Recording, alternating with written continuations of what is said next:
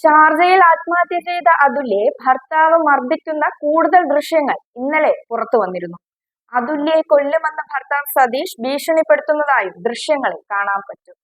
ഇതിനു മുൻപും ഇത്തരം വീഡിയോകൾ പുറത്തു വന്നപ്പോഴൊക്കെ അദ്ദേഹം നടത്തിയ നാടകീയ രംഗങ്ങൾ നമ്മൾ കണ്ടതാണ്. എന്നാൽ സ്വന്തം മകളോടില്ലാത്ത സ്നേഹം എങ്ങനെയാണ് ഭാര്യയോട് ഉണ്ടാകുക എന്ന ചോദ്യമാണ് അതുല്യയുടെ അച്ഛൻ ചോദിക്കുന്നത്.